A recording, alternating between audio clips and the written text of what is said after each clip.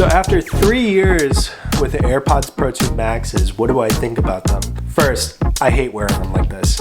I mean, I hate it. Like, they're just so big and chunky. Like, if you're wearing a hoodie, it feels like a neck brace. Like, you have to keep your head up to be able to wear them very comfortably. So I very rarely hold them around my neck like this because it's very uncomfortable. Usually, I will end up doing this if I'm not wearing them for a moment, or I will just keep one ear out. It pauses the music for you, which is a cool feature for when you're actually trying to listen to people. But if you're just trying to like keep one ear out, it does pause the music. The experience when they're on your head is really nice. I mean, over time, I feel like they've gotten more and more comfortable. Compared to other headphones that I've owned, I just can't say that like I've had such a comfortable experience. They are heavy, but once you get used to the heaviness of these, the cushions are really nice. The top band, even after a few years and after some wear, it's still very comfortable, and these heavy headphones feel as light as they possibly can on your head with the way that they're built, and I think that that's great. These are great for working. These are great for walking around the house, cleaning, talking on the phone, listening to music, but these are terrible for working out. They just fall off your head. They just slip away. They are heavy enough to where you tilt your head to like do any sort of press. Like, they're falling off the back of your head. And especially like when you look down, like you can feel it shift downward, and like you're constantly worried about like tilting your head too much. So I don't recommend these for working out. I don't at all. These are great desk headphones, great listening headphones, great almost everything else headphones that don't require so much movement, but they are not great for working out at all.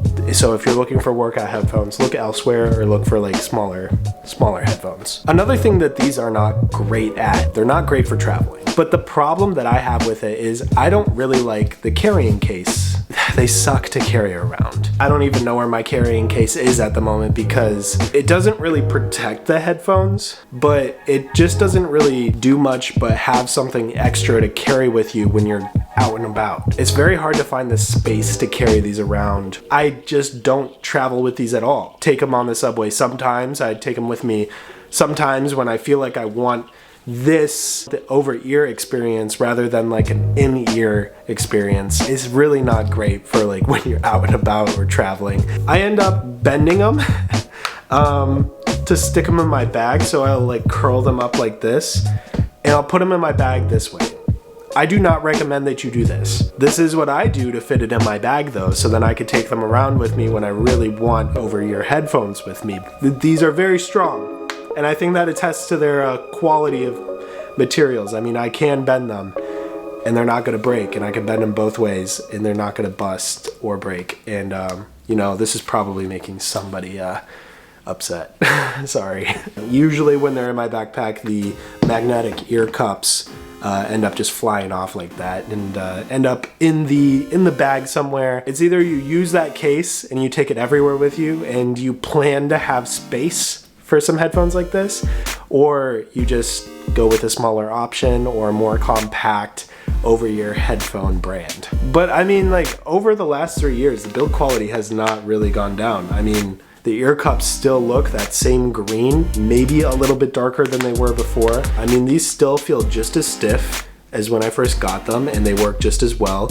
The headband is still looking okay, but you can tell that it's like yellowed. The worst part is I have tried to clean this multiple times and it just doesn't clean. I've tried Clorox wipes, I've tried Tide pens, so that yellowing is there for good, and that's just because of the oils of my hair, I believe. But it took 3 years to get that yellow, and honestly in person it's not as noticeable, but like on camera right here it does look pretty bad. I think that they've worn pretty well over the last 3 years, but it is something to talk about.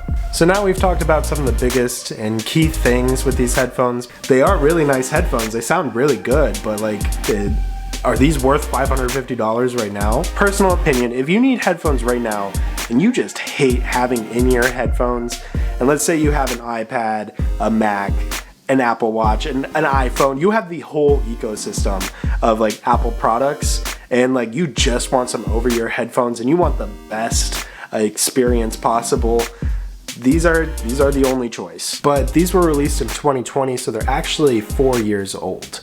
Which means that, you know, this is like one of those Apple products that like, we're expecting a newer version to come out like anytime now. So I'm gonna figure out what the AirPod Pro 2s are going to have and like what features we can expect. According to this article on Forbes, we're expecting new headphones in late 2024. It's gonna use USB-C instead of the lightning cable that these ones currently have. It's also expected that these next gen headphones are gonna have the H2 chip that the AirPods Pro 2s have, and also the U2 chip, which makes it so then you have better connectivity with your devices. It's also expected that there's gonna be new colors. I mean, how are people on the street gonna be able to tell that you have the newest headphones unless you have a slightly different color? All the upgrades that the big AirPod Pro Max 2s are gonna have, the AirPod Pro 2s already basically have, and it's such a small package in comparison. The new updated U2 chip, the small ones already have. The new updated H2 chip, the small ones already have. These big headphones, which are double the price, don't have that yet. And you know, this is just a speculation. This isn't like confirmed or anything, but I think that the new big headphones are not going to be cheaper than the small ones. That's just my thought, okay? The AirPods Pro Max are $550. Meanwhile, the AirPods Pro 2 are only $250. If you're looking for something immediately and compare those two things, especially with like all the upgrades that these are gonna get, these basically already have, it's hard to say that these are worth it, especially within a year. They're gonna have new colors, which are gonna stand out. People are gonna know it, and even though you've owned them for like a year, they're gonna seem outdated to other people.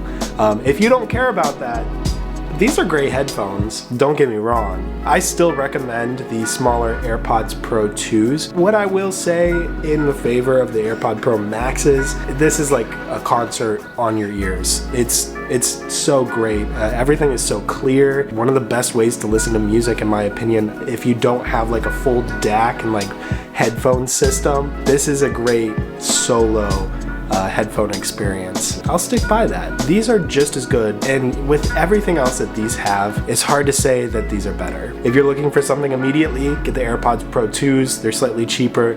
They have all the upgrades that are expected in the AirPod Pro 2 Max, and yeah, that's it. Consider subscribing. I have more tech videos coming up, and I also have a lot more vlogs coming up on my channel. Just moved into my new apartment and feeling pretty comfortable. If you've noticed, I'm sick during this video. If that was interfering with your enjoyment of this video, I apologize, but I hope to get better really soon. Thanks so much for watching, and I hope to see you in the next one.